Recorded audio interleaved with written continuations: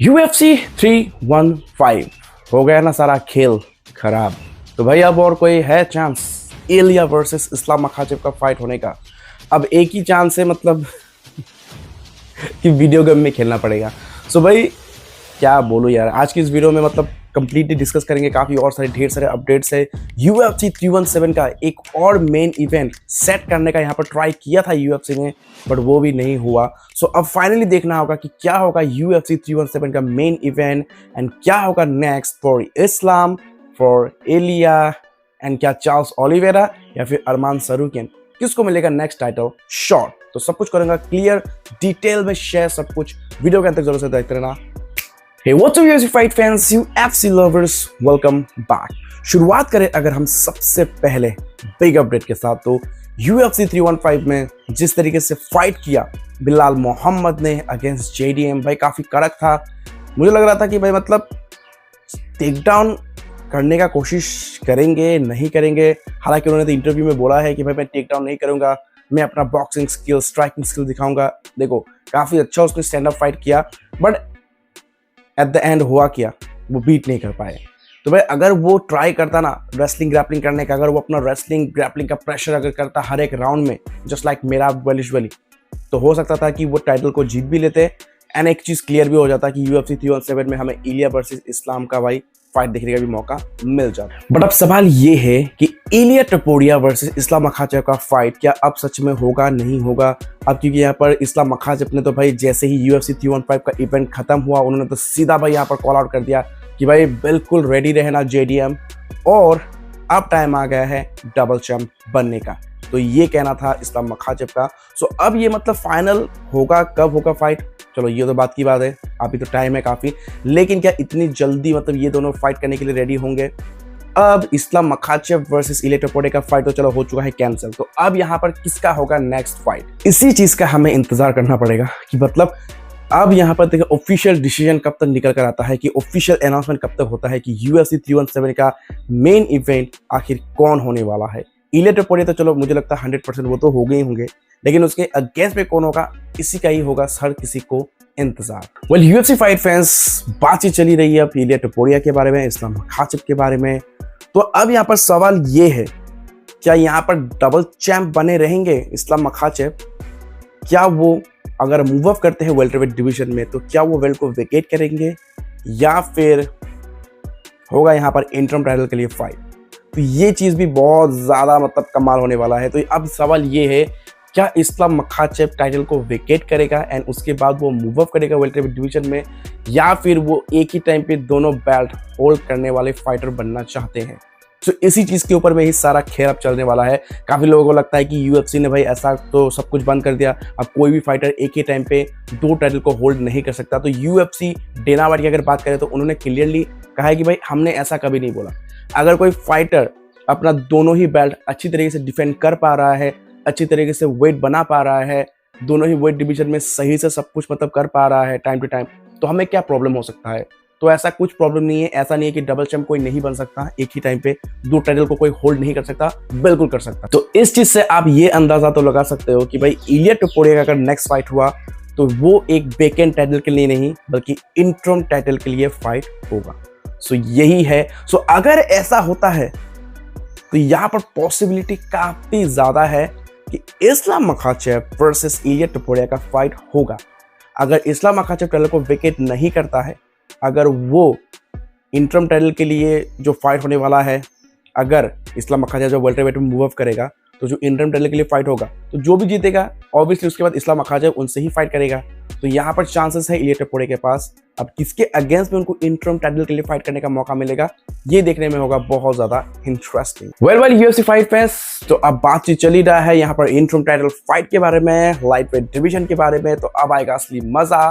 सो फिलहाल यहाँ पर हमें तो करना पड़ेगा इंतजार, क्या होगा UFC 317 का अनाउंसमेंट। बट यहाँ पर चार्ल्स ओलिवेरा, उनके कोच डिएगो लिमा, भाई इनका तो कहना है कि हम बिल्कुल रेडी है, हम बिल्कुल रेडी है। डेना वाइट, हंटर कैंपल बिल्कुल रेडी है, हाथ में पेन लेके एकदम इंतजार कर रहे हैं, आएगा कॉन्ट्रैक्ट हम साइन कर देंगे।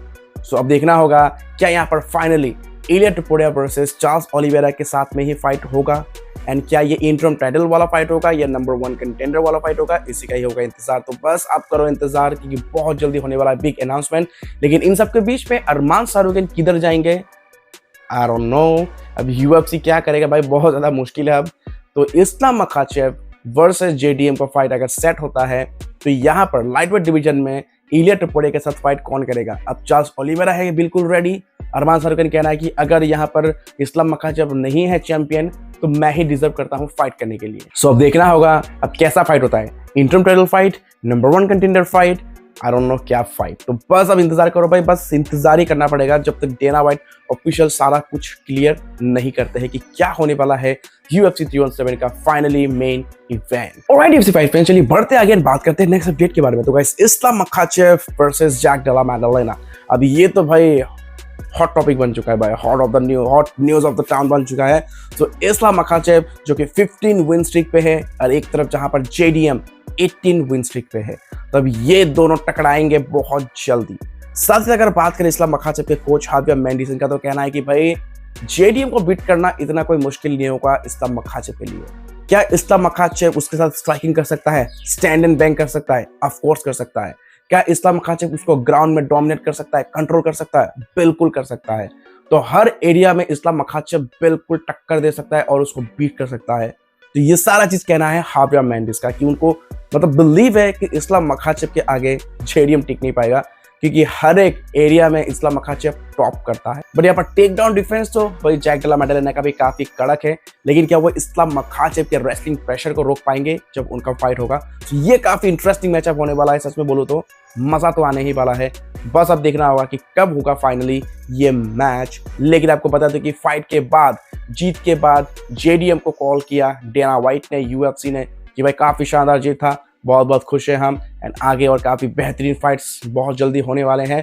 तो यहाँ पर जो JDM है वो बोल रहे हैं, इसका मतलब कि इस्लाम मखाचेव के साथ मैं नेक्स्ट फाइट करूंगा, वो भी ऑस्ट्रेलिया पर्थ में, उनके अपने होम टाउन में।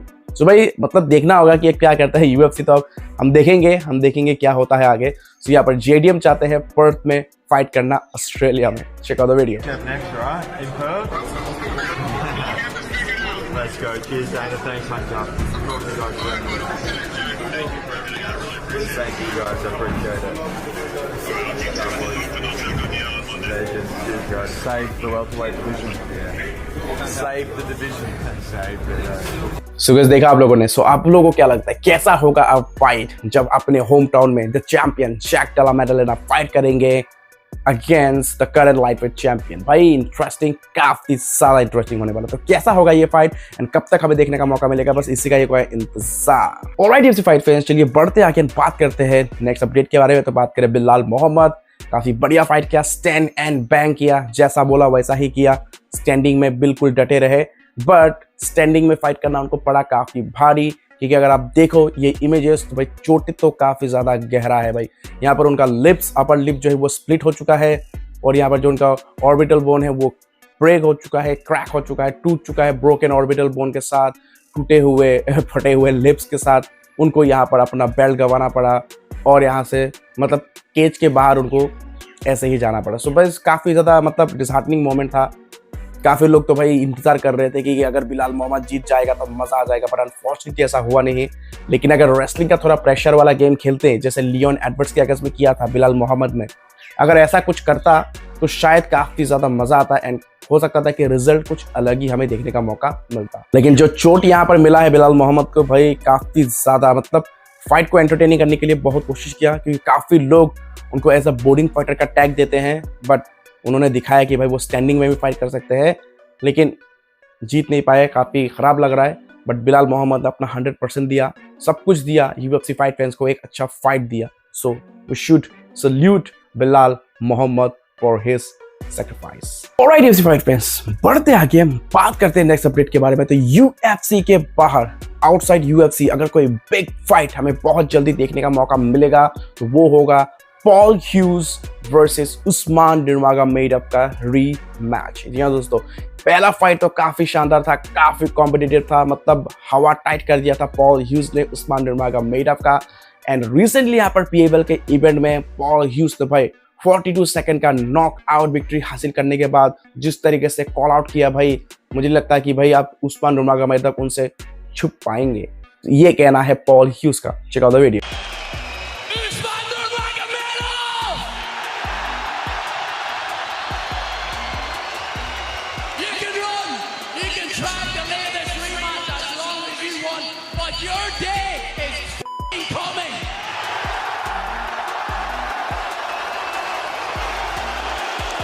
सो गाइस देखा आप लोगों ने, पॉल ह्यूज ने यहाँ पर ऐसा कॉल आउट किया कि भाई तुम जितना चाहे छुप लो उस्मान नूरमगोमेडोव, बट तुम्हारा टाइम आ रहा है, तुम्हें भी फिनिश होना ही पड़ेगा।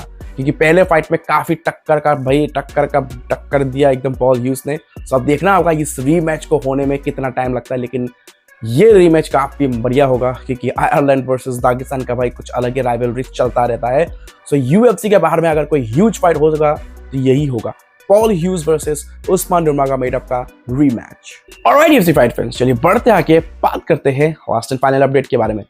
UFC 317 के लिए UFC ने ऑफर दिया था एंकलाएव को परेरा का रीमैच और उन्होंने एग्री भी कर लिया था, बट न्यूज तो यही है कि एलेक्स परेरा ने फाइट करने से इनकार कर दिया। वेल गाइस, ये तो भाई इनसाइड न्यूज है क्योंकि ये सब चीजें बाहर ना आए तो ही बेहतर है।